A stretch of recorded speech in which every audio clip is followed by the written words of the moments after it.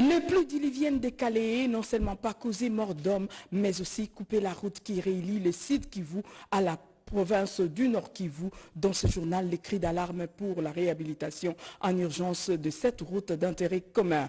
Le salon panafricain de jeunes entrepreneurs tenu à Brazzaville a vécu. La République démocratique du Congo a remporté le 3e prix avec une dizaine de jeunes qui ont pris part à ces assises. C'est tout pour les sommaires. Mesdames et messieurs, bonjour et bienvenue à cette grande édition de la mi-journée. Direction présidence de la République où les présidents de la République Félix Antoine Tshisekedi Tshilombo, en sa qualité de président en exercice de la communauté de développement de l'Afrique australe, a passé une journée d'hier au quartier général de cette institution à Gaborone. Il s'est rendu compte du travail qu'effectue le personnel en faveur de la sous-région, nous dit Guina Kabalonti. De la communauté de développement de l'Afrique australe située à Gaborone au Botswana a reçu ce mercredi 10 mai 2023 pour la toute première fois depuis son élection à la tête de la SADC en août dernier, le président en exercice de cette organisation. Accueilli par le secrétaire exécutif de la SADC, le Botswanais Elias Magossi, et son adjointe chargée de l'intégration régionale, la Congolaise Angèle Makombo, en présence du personnel du siège, le chef de l'État de la RDC a été convié à visiter les différents compartiments de cette institution chargée d'histoire. Une histoire de la communauté et de ses pères fondateurs racontée dans ces différents tableaux portraits exposés à l'attention du public. Visite guidée achevée, Félix Antoine Tshisekedi Tshilombo s'est ensuite entretenu avec l'équipe de gestion du secrétariat de la SADC, recrutée au sein des 16 États membres. L'objectif pour le président en exercice de la communauté de développement de l'Afrique australe est de se rendre compte du travail qu'effectue ce personnel en faveur de la sous-région. Sous une tente plantée dans les jardins du siège de la SADC, le président de la République est venu s'adresser au personnel de l'organisation. Il a salué les performances réalisées par l'institution, surtout en ce qui concerne les échanges commerciaux intra-régionaux. J'ai noté avec satisfaction que si la SADC n'a pas encore franchi l'étape de la zone de libre-échange continentale pour pouvoir mettre en opération l'union douanière et le marché commun dans les délais prévus, elle a du moins enregistré le taux le plus important d'échanges commerciaux intra-régionaux, soit 23% du total des échanges réalisés avec le reste du monde. Nous nous rendons compte qu'il nous reste encore beaucoup à faire, a fait remarquer le président de la SADC, qui par ailleurs dit compter sur ses personnels pour maintenir le rythme et travailler avec rigueur pour la réalisation de nombreux projets et programmes. Créée en 1980 par 9 chefs d'État, la SADC compte aujourd'hui 16 États membres, dont la République démocratique du Congo. Et dans la foulée, un cadeau a été remis au chef de l'État à l'occasion de sa visite de travail au secrétariat de la SADC. Son détour, le chef de l'État Félix Antoine Tshisekedi Tshilombo s'est exprimé sur la présence de forces de l'EAC sur le sol congolais. La lecture entre les lignes de la dernière sortie médiatique du chef de l'État à travers cet éditorial de Cédric Kenina.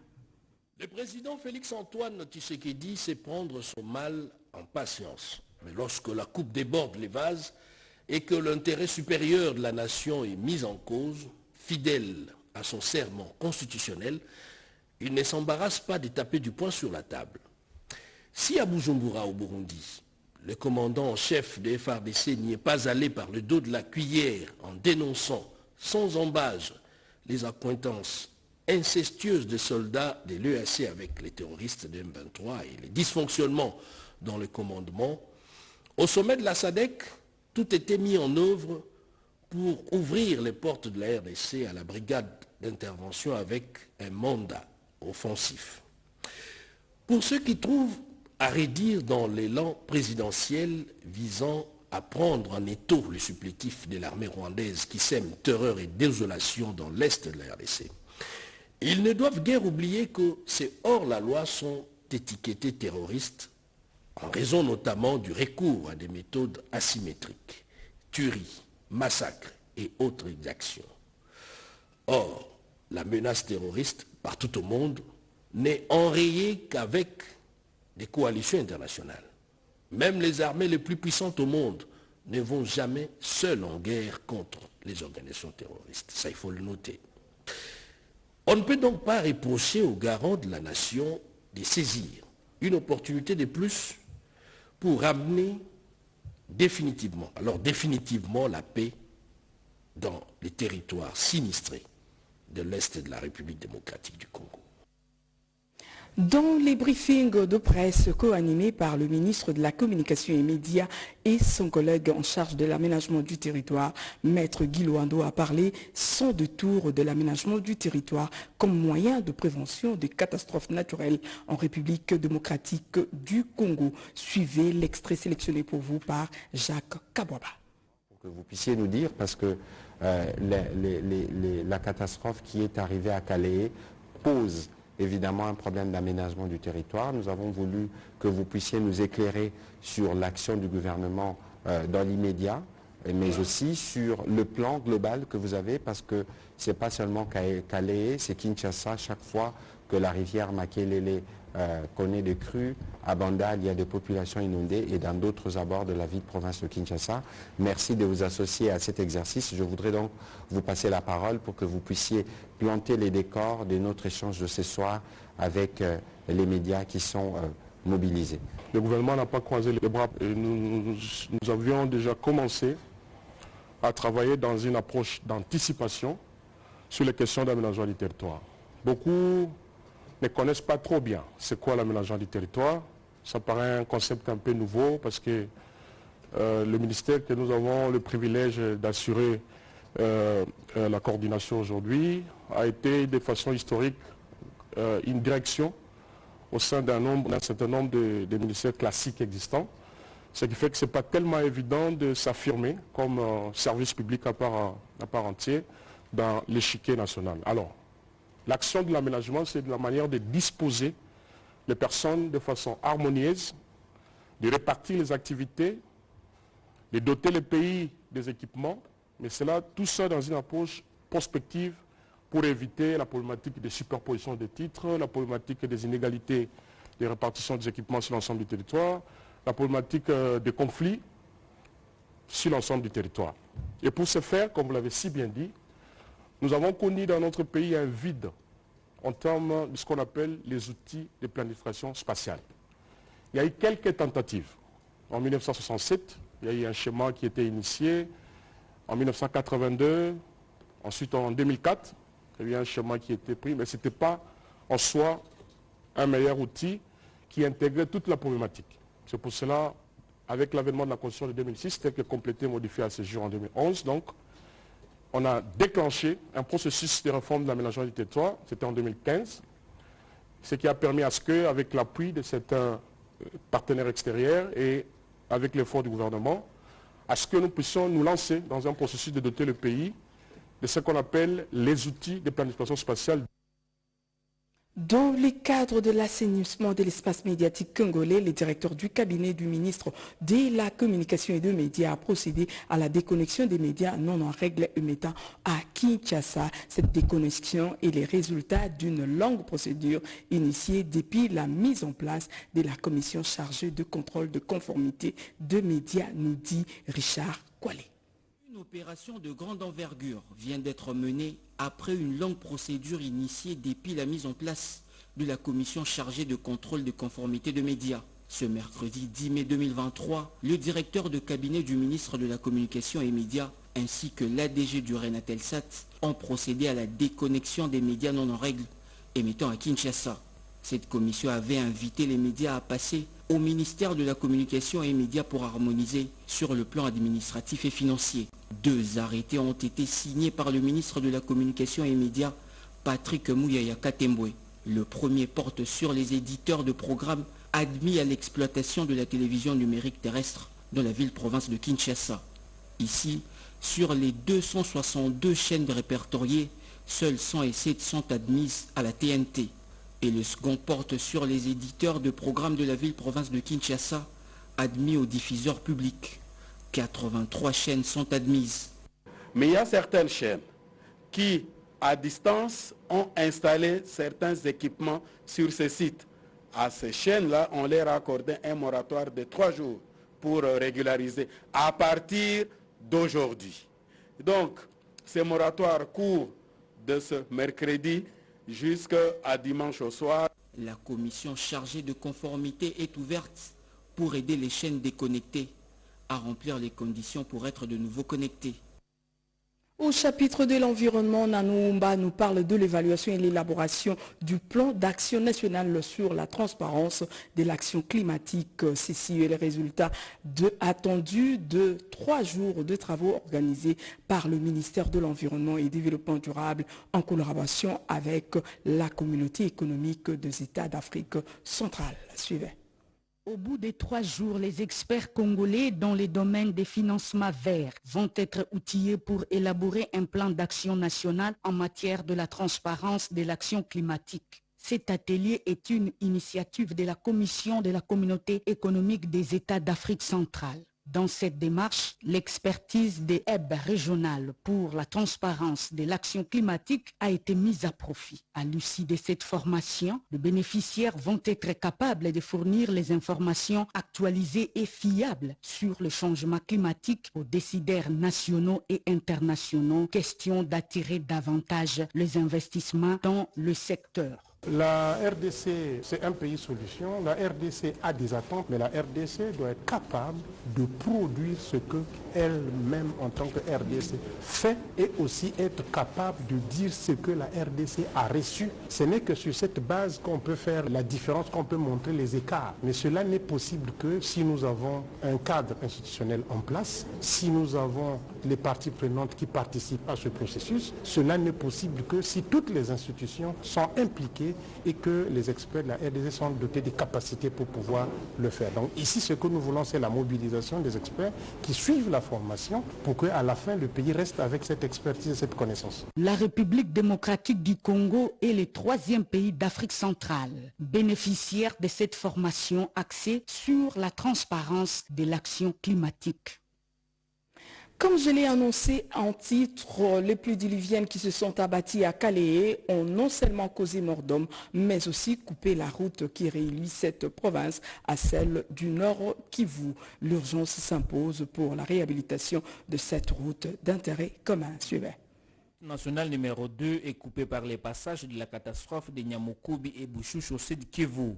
Cette coupure des routes bloque tout échange entre la province du Nord Kivu et du Sud Kivu et freine l'essor de la petite économie, reconnaît Sissa Walumbe Gaston, ministre provincial à charge des infrastructures du gouvernement provincial du Sud Kivu. Ici, nous sommes sur la route nationale numéro 2 qui relie 2 provinces, la province du Sud Kivu, qui est la nôtre, et la province serre du Nord Kivu. Donc vous pouvez déjà comprendre qu'avec cette coupure de la route, il n'y a plus de circulation, il n'y a plus de communication terrestre entre les 2 provinces, mais aussi entre les villages. Et donc son impact, elle est dévastatrice. Pourquoi? Puisqu'il y a le premier élément, c'est économique aussi. Ça veut dire que les gens ne savent plus commercialiser, apporter leurs marchandises, aller le vendre. Le deuxième élément, il est aussi sécuritaire. Nous sommes dans une situation de menace de guerre, nous sommes attaqués et donc il faut le déploiement de nos forces. Et donc ce qu'on peut faire, c'est justement remblayer ici. Il faut des machines et il faut remblayer cette route, ne fût-ce que créer un passage en attendant des travaux, des grands travaux qui pourront se faire dans le futur. Nous sollicitons au gouvernement central de pouvoir nous aider à faire vite et rapidement pour qu'on puisse rétablir aussi la circulation et les transports. La population qui vit dans cette partie du pays s'effraie des passages dans les roches pour joindre les bords des routes coupées. Lancement à Iziro de l'opération d'identification biométrique des agents et fonctionnaires certifiés de la fonction publique. Cette opération est lancée en vue d'assainir les différents fichiers de la fonction publique pour permettre la maîtrise de leurs effectifs. Suivez. L'opération d'identification biométrique des agents et fonctionnaires de l'administration publique de l'État dans la province de Haut-Touélé, le gouvernement de la République à travers le ministère de la fonction publique tient à relever un grand défi de tous les temps, celui de communiquer avec exactitude les effectifs réels des agents que le gouvernement prend réellement en charge. Une sorte de patrouille administrative qui ne vise qu'un seul objectif majeur, comme le précise Jean-Baptiste Ndefou Santongi, chef de cette délégation dans la province province du Haut-Touélé. Nous sommes là pour identifier biométriquement les agents de carrière et des services publics de l'État. Et ça concourt à un seul objectif, c'est la maîtrise des effectifs. Notre pays, en dépit de ses 63 ans bientôt d'âge, on n'est jamais arrivé à communiquer avec exactitude les effectifs que l'État prend en charge. C'est un défi que son Excellence, Monsieur le Vice-Premier ministre, ministre de la Fonction publique, Monsieur Jean-Pierre Liaou, tient à relever ensemble avec son administration. Du côté des bénéficiaires, une avalanche de félicitations et de reconnaissances au chef de l'État, Félix Antoine Tshisekedi Tshilombo, qui redonne ainsi à l'administration publique ses lettres de noblesse du jamais vu, disent-ils. Nous en sommes très fiers. Ça nous réconforte. Quand nous remercions les autorités hiérarchiques pour le président de la République. Le président de la République, Nabiso, il s'appelle Mingi. À noter que tous les agents et fonctionnaires de l'État de la province de Haut-Touélé seront touchés, assure M. Jean-Baptiste Ndefo, une opération qui est sanctionnée par la production d'une carte biométrique.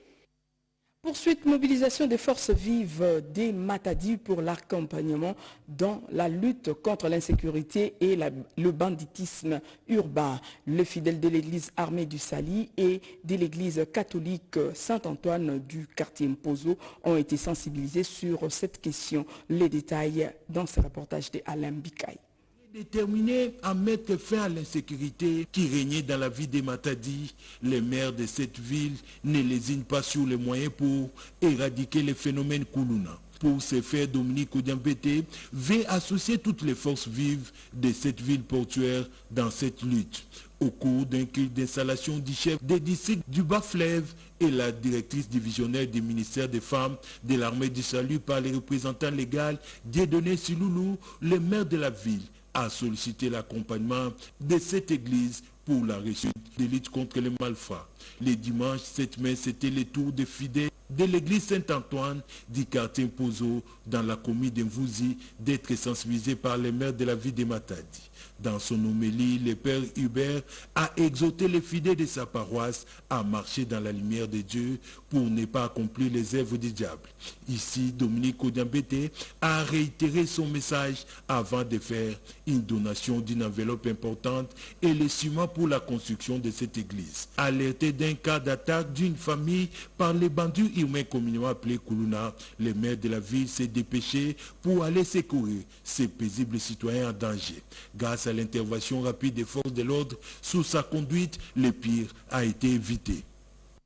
Fin de la formation des femmes évoluant au sein du cabinet du chef de l'État. Les femmes des différents départements du cabinet ont été outillées sur les notions de base liées aux nouvelles technologies de l'information et de la communication. La cérémonie de clôture a été présidée par les directeurs du cabinet adjoint du chef de l'État en charge des questions politiques. C'est un échantillon représentatif constitué d'une centaine de femmes issues des différents services qui a été choisi pour suivre cette formation axée sur les notions basiques liées à la manipulation des données informatiques. Ces femmes, reparties en 3 groupes, ont pendant 3 semaines actualisé leur savoir utile à leur émancipation et à leur promotion dans un monde compétitif souvent verrouillé à l'égard de la femme. Une formation tenue sous le haut patronage du président de la République, Félix Antoine Tshisekedi Tshilombo. Le professeur Nicole Toumba-Boacha, directeur de cabinet adjoint du chef de l'État, salue l'initiative et exhorte les femmes à mettre en valeur les notions apprises afin de sortir des clichés et stéréotypes qui ramènent la femme au bas de l'échelle. Chères participantes, il nous appartient donc dès lors de ne pas rompre le processus d'acquisition des connaissances dans le domaine du numérique qui, comme nous le savons tous, est une denrée incontournable pour l'avenir. On le sait. Au sortir de cette formation, il est évidemment naturel de mettre en pratique les notions apprises dans notre milieu professionnel pour plus d'efficience et d'efficacité. Au-delà du numérique et de la digitalisation, les femmes du cabinet présidentiel ont été également outillées sur les notions de leadership et performance organisationnelle. La remise des brevets de participation interviendra la semaine prochaine au cours d'une grande cérémonie à laquelle prendront part plusieurs autres autorités et personnalités du cabinet du chef de l'État. Une dizaine de jeunes entrepreneurs congolais ont rencontré le ministre de l'Entrepreneuriat pour solliciter des mesures d'accompagnement après le 3e prix remporté au Salon panafricain de jeunesse des jeunes entrepreneurs tenu à Brazzaville, nous dit Marthe Mangaza. Ils étaient venus de différents horizons, ces jeunes entrepreneurs qui ont effectué une mission économique à Brazzaville, capitale du Congo. Ils ont pris une part active aux travaux du Salon panafricain de jeunes entrepreneurs. La République démocratique du Congo était présente avec une dizaine de jeunes entrepreneurs œuvrant dans la tech. Parmi les 3 meilleurs projets retenus et qui seront présentés au prochain salon qui se tiendra à Las Vegas aux États-Unis d'Amérique, figure le projet Joedi de José Chilumba, un jeune entrepreneur congolais basé à Lubumbashi qui fabrique des batteries à base d'aluminium. Et les 10 autres jeunes entrepreneurs seront à Vivatech à Paris au mois de juin où ils vont représenter le pays. Ces ambassadeurs congolais ont rencontré ce mardi les patrons de l'entrepreneuriat Désiré Nzinga Birianze pour solliciter entre autres des mesures d'accompagnement. Le ministre, par cette rencontre, nous a témoigné son envie à contribuer au développement socio-économique du pays en prêtant main forte aux entrepreneurs car la force du pays réside au fait dans la force de chaque entreprise. C'est les efforts des entrepreneurs convergés qui conduisent le pays vers le développement et ça, l'excellence nous l'a ouvertement témoigné et nous en sommes très reconnaissants. D'autres projets congolais présentés à ce salon sont les start-up télésanté Just High Tech qui fournit l'électricité à base d'urine et le robot roulant qui analyse la fertilité du sol et autres. Lancement hier de journée porte ouverte par la firme des hydrocarbures Hydrac. Cérémonie présidée par le directeur des cabinets du ministre de l'Industrie. L'occasion a été donnée de connaître le risque d'analyser et de contrôler les hydrocarbures, nous dit Eric Kabamba. Face aux produits pirates qui ne cessent d'envahir le marché industriel congolais, le gouvernement veut cette fois-ci serrer la vis. Un partenariat pourrait être scellé dans le prochain jour avec la structure Hydrocarbures Analyse Contrôle Hydrac pour certifier l'originalité de chaque produit industriel. Hydrac a ouvert grandement ses portes aujourd'hui pour dévoiler publiquement ses dernières réalisations. Devant plusieurs invités, cette structure a présenté ses matériels et un personnel qualifié avec qui il travaille. Hydrac intervenant dans 5 domaines dont inspection pétrolière, contrôle technique, contrôle environnemental et formation technique, veut apporter son expertise à toute entreprise afin de minimiser les risques industriels, a fait entendre l'administrateur général adjoint Peter Elive Ikome devant l'administrateur général David Ekome. En fait, notre objectif était d'avoir le maximum possible de participants. Nous avons expliqué le bien fondé de nos services et ce que nous pouvons apporter à la population congolaise. Venu présider la cérémonie, au nom du ministre de l'Industrie Julien Paluku Kaungia, le directeur des cabinets à l'industrie a loué le travail abattu par cette structure. Les interventions que nous avons suivies tout à l'heure démontrent que non seulement cette inspection qui va nous permettre à ce que nous puissions assurer justement un bon environnement pour les industries, mais ça permettra à ce que nous puissions aussi augmenter la capacité de production par ces méthodes de contrôle. Hydrac utilise plusieurs méthodes de contrôle qui sont complémentaires, lesquelles méthodes permettent de détecter les compositions chimiques de chaque produit, de sa conception jusqu'à la réalisation. La loi fait l'unanimité à l'Assemblée nationale. Elle a été déclarée recevable. L'Assemblée nationale fixe la dot à $500. Les réactions fusent de partout. On écoute les réactions de femmes à ce sujet. La proposition de loi qui modifie la loi du 1er août 1987 portant code de la famille qui est en discussion à l'Assemblée nationale fait parler d'elle dans l'opinion nationale. L'accent est plus porté sur la dot pour le mariage. L'article 363 de cette loi, dite la loi Mbaou, fixe la dot à 1 million de francs congolais en milieu urbain et 400 000 francs congolais en milieu rural. Et cela, c'est sans compter les biens donnés en nature suivant la coutume de l'épouse. Malgré les innovations de cette loi, les avis des Congolais restent partagés sur cette question. Moi, je suis pour la proposition de cette loi. C'est une loi qui a quand même des multifaces. Pour moi, je trouve que ce n'est pas normal et c'est inacceptable. Et pourquoi la République veut s'impliquer pour que cette loi soit promulguée et acceptée? Pour moi, cette loi ne doit pas être votée parce que ça réduit la famille, ça réduit la femme. Mais il y a aussi les problèmes des funérailles. Pourquoi pas voter la loi fixant le montant des cercueils des cimetières? Il y a d'autres cimetières à 6 000 $, 14 000 à 10 000 $. Et vous ne dites rien. Aujourd'hui, le mariage coûte extrêmement cher à Kinshasa surtout. Quand on dote selon la famille. C'est la famille qui décide. Quand ce n'est pas la famille, il y aura des problèmes, il y aura des répercussions. Si quelqu'un vient me prendre ma fille, le plus cher que je peux lui demander sur la terre, c'est le Coran.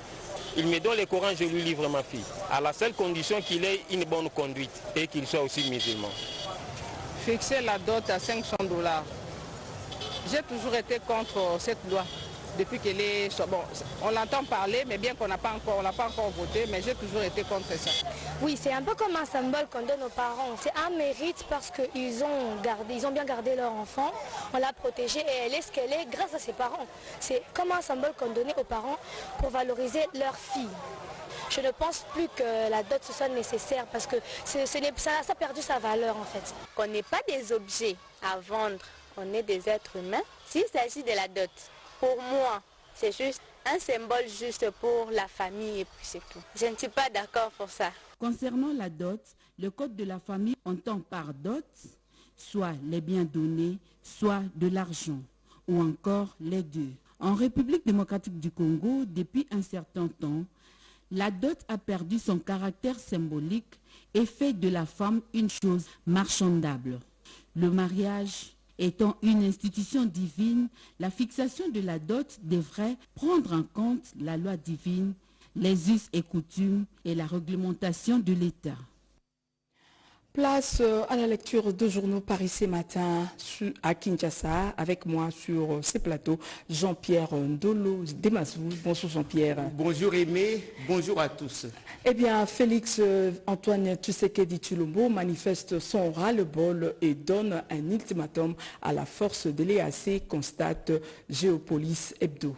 Oui, la République démocratique du Congo, écrit Géopolis Hebdo, ne dissipe plus son mécontentement face à l'action de la force régionale de la communauté des États d'Afrique de l'Est déployée dans la partie orientale de la RDC comme convenu par les chefs d'État de la sous-région. Pour Kinshasa, cette force ne remplit pas son mandat qui est offensif, consistant à traquer les groupes armés qui ne s'alignent pas dans le processus politique de Nairobi, cas notamment du M23. Ainsi, note le journal, Félix Tshisekedi a donné un ultimatum à cette force, une sorte d'une nouvelle chance qui sera suivie d'évaluation. Cette force aura sans nul doute 3 mois, c'est-à-dire jusqu'en juin prochain. African News renforce le clou et parle de la fin des délits entre la RDC et la force de l'EAC. Jean-Pierre. Mardi, depuis Gaborone, la capitale de Botswana, note Africa News, le président de la République, Félix Antoine Tshisekedi Tshilombo, a annoncé le probable départ de l'EAC du territoire national, une surprenante fin de l'idylle déjà envisagée par Kinshasa juste après le premier bail. Tshisekedi a donné les raisons de ce désamour soudain entre Kinshasa et cette force multinationale. La cohabitation observée entre le contingent de l'EAC et les terroristes du M23 dans certaines localités, ce qui n'était pas prévu dans le programme. À leur arrivée à marteler le chef de l'État, certains contingents de la force régionale ont dit clairement qu'ils ne sont pas là pour combattre le M23. Et Jean-Pierre, dans un autre registre, 7 sur 7.cd annonce l'explosion des violences sexuelles dans le camp des déplacés à Goma. Selon 7sur7.cd, l'ONG internationale Médecins sans frontières a tiré la sonnette d'alarme sur la situation humanitaire préoccupante des déplacés dans les camps de réfugiés aux environs de la ville de Goma, dans la province du Nord Kivu. Dans ce document, Médecins sans frontières signale avoir pris en charge plus de 670 victimes de violences sexuelles, soit 48 nouvelles victimes par jour. MSF note également que la quasi-totalité des victimes prises en charge sont des femmes et que la majorité d'entre elles mentionnent déjà avoir été agressées lors de leur déplacement hors des sites des déplacés à la recherche des bois de chauffage et de nourriture. Et on termine cette revue sur une note plus gaie. Jean-Pierre Félix Antoine Tshisekedi Tshilombo, candidat à sa propre succession par favori face à 9 concurrents selon une enquête d'opinion, annonce Forum des As. Si jamais il y avait des élections aujourd'hui, livre Forum des As, Félix Antoine Tshisekedi Tshilombo l'emporterait haut la main à la présidentielle.